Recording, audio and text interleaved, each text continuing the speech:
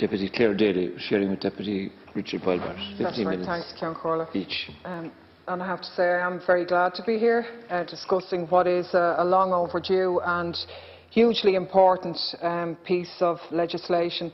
I fully support the idea of legislation to ensure the welfare of animals is protected, and an attempt to outlaw cruelty in any form is obviously to be welcomed by anybody. I think also the idea of increasing penalties is a very progressive measure which I would support. But I'd have to say that I would have serious concerns regarding a number of specific exclusions to the bill, a number of omissions beyond that, which I think are going to have to be dealt with by amendment, or else it will undermine the whole status and virtue of the idea of a health and welfare bill in the first place. I also think that the Minister really needs to address the area of enforcement also. It is a sort of a gaping hole in the legislation otherwise, because if this legislation is going to be effective, then the resources are going to have to be put in to make it work. I think the idea and the concept of authorised officers is a good one.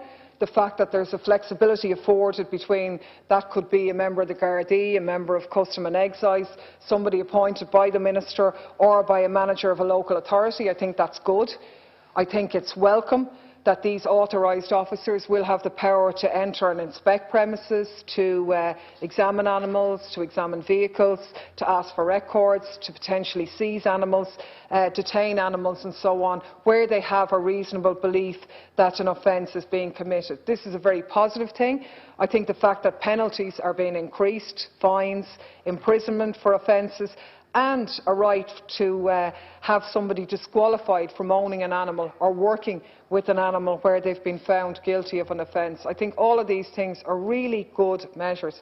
But we can't look at them in isolation. We have to look at them against the backdrop of the embargo in public sector recruitment, where we've less guards, less customs officers, less county council workers, and no concept or idea of that changing. So the idea of foisting extra responsibilities and an extra workload, very meritorious as they are and very necessary, unless it's defined and money is put in to develop this, I don't think the existing public sector can undertake those very necessary and important extra tasks. And unless the Minister addresses this later on as part of the passage of the bill, then really what we're talking about is a bit of an aspiration which, while is welcome, is not really going to be meaningful. It has to be backed up, and I think that whole area needs further examination.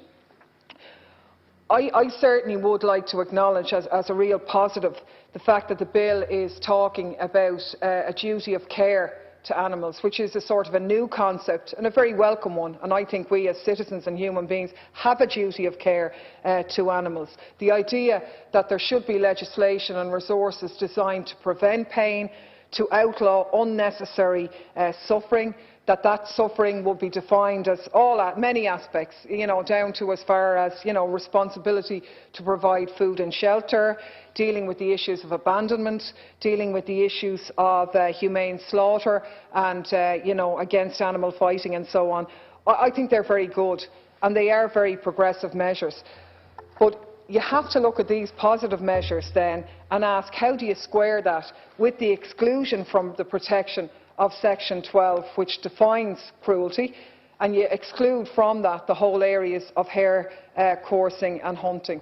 In other words, what the bill is kind of doing is it's acknowledging that these practices are clearly cruel, that they do inflict pain and unnecessary suffering, but we're not allowing that category of animal, or we're exempting that activity from the protection that the bill so rightly provides. And I have to say that's just not good enough. It's not adequate in a civilised society. It's not good enough in a bill dealing with the welfare of animals, and it's certainly not good enough for hares and foxes. And I really think that the time has come when we stop bending the knee to the very vocal lobby groups in the coursing clubs and in the hunts, and recognise the reality that the majority of Irish citizens are opposed to this barbarity. That's the reality of it. They want to see a protection for animals in this regard. And I think, it is regrettable that the Minister, not this one, your colleague, has given the go-ahead for another season of live hare coursing. At the moment, coursing clubs are out capturing hares for live baiting sessions that will continue from the end of this month right through to February. But we have to look at that. As this practice is underway, the reality is that the support for this blood sport is in decline. There are only now 89 hare coursing clubs left, which is a huge reduction in what happened before. Parallel with this, we see a rise in public support for a ban on hare coursing. Every single professional marketing survey conducted since 1978 on the attitudes to hare coursing in Ireland have revealed that a substantial majority of the population favours its abolition. And these polls, many of them have been carried out since the introduction of the muzzling of dogs in 1993. So we're not representing the views of the majority of people in that regard in terms of this legislation. And I do think that that is a very, very serious omission, which is clearly going to be a major part of the debate when this comes to amendment stage.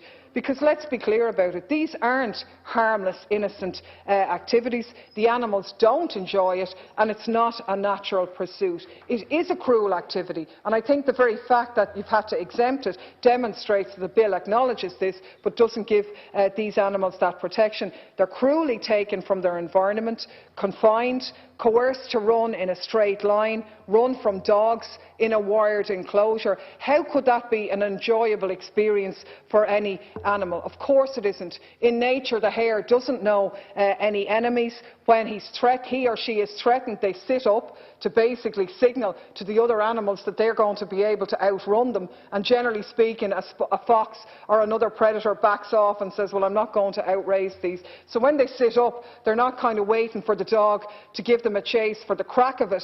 It's that they don't know and they don't expect to be chased, and it's not natural for them.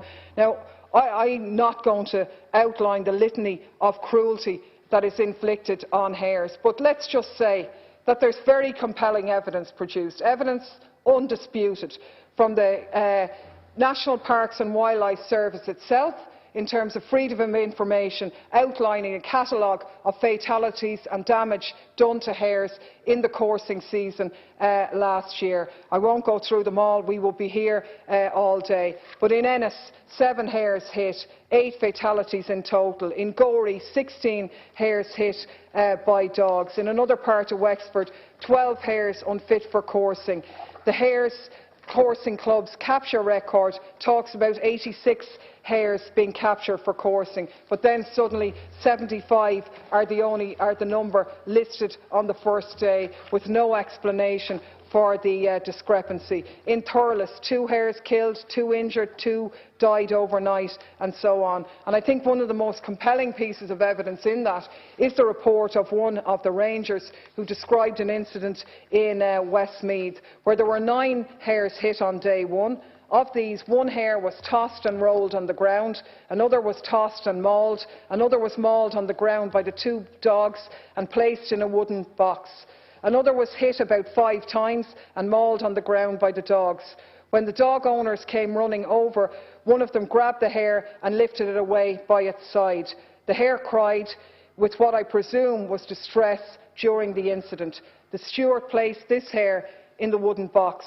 Another hare was tossed and badly mauled by the dogs later in the day. In all, 3 hit hares were retrieved and placed in a wooden box, which was subsequently taken away. 1 died, 2 were released in a damaged and injured state. There's a litany of others which I'm not going to go on and repeat. In my opinion, and in the opinion of the majority of citizens in this state, there is no justification for the continuation of this barbaric and cruel practice.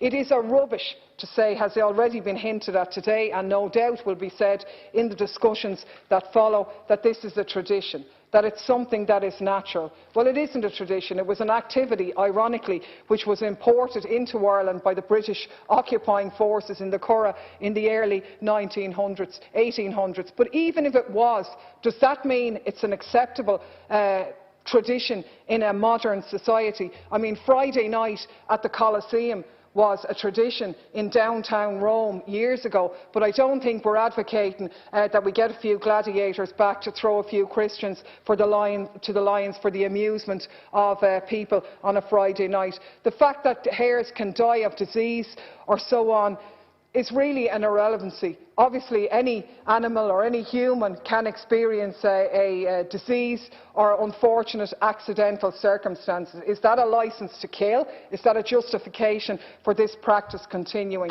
Clearly, in my opinion, it isn't. And I think the measures which were undertaken in the 90s, such as the muzzling of dogs, hasn't resulted in an end to death or injury. There is still maimings going on, and I don't think it's good enough to allow that practice to continue. And it's not necessary. If there are people out there, and there are, who like the idea of competition and greyhound racing and racing their dogs and challenging that, they can do, as is done in many other countries around the globe, and have their dogs race in drag coursing. I have to say, there's no doubt about it whatsoever. The success of the greyhound industry does not depend on killing and maiming hares. I would actually put it to the Minister that it would be a far greater boost to the greyhound industry if hare coursing was outlawed, and if it was replaced with drag coursing or so on. It would make it far more appealing to people who presently are totally turned off by the practice in its present form. So I do think that probably one of the most contentious parts of this legislation, which will be hotly debated at committee stage and report stage, will be the whole issue of the need for a bill that talks about animal welfare to once and for all deal with the issue of the banning of hare coursing, which has been banned in most other countries. I think as well it is remiss a bit that the whole area of fox hunting again has been similarly excluded. A recognition of cruelty, but saying, well, it doesn't really matter in their case, we're going to allow it go ahead. And I do think that we need to look at the whole area and introducing measures to, outlaw the digging out of animals or sending terriers down underground and so on, or any other animals below ground to catch or attack an animal, has to be dealt with in some way. I do think as well sort of enhanced measures about making it an offence to use a pack of dogs to harass or attack or injure or kill an animal has to be built into this, because there's nothing amusing or traditional or fun about this. It's absolutely reprehensible, and if the legislation is to be truly meaningful, then I think we need to factor that in. Just 2 minutes remaining. Thanks, Ceann Comhairle. I do think an issue that's been highlighted a lot, and again which is not an exclusion but is actually an omission from the legislation, is the whole area of the non-inclusion or non-dealing with the issue of fur farming, which again causes an outrage to a lot of citizens. I'm aware that this is an activity that was supposed to be phased out by not renewing licences and so on, but then the idea of a ban came forward. The Minister did undertake a review in this area, but we haven't seen anything substantial, and there are no measures in this bill to deal with that situation. So I do think that that needs to be revisited, and some measures built into that in the area of dealing with the ongoing barbarity of fur farming continuing in this state. Again, I think issues in terms of breeding and regulating that a bit more. You could argue there's a basis for it to be part of separate legislation, but maybe we need to look at committee stage about some amendments that reinforce that a bit more. So, I mean, in conclusion, Ceann Comhairle, I do welcome the fact that the Minister has brought the bill. I think it's a substantial body of work that has some really good measures in it, that if they were introduced and if they were properly resourced, could transform the situation and outlaw a lot of the cruelty that sadly goes on, perpetuated by a minority of people against the wishes of the majority of the population. So it is progressive in that sense. There are glaring exclusions which have got to be dealt with. There are omissions which also need to be tackled. But I would like, when the Minister comes back, that he would particularly address the whole area of how this bill is going to be resourced in terms of empowering and developing the number of staff or authorised officers who are going to be necessary to deal with the extra and the quite correct extra tasks that have been put on their shoulders. I now call Deputy Richard Boyle Barrett.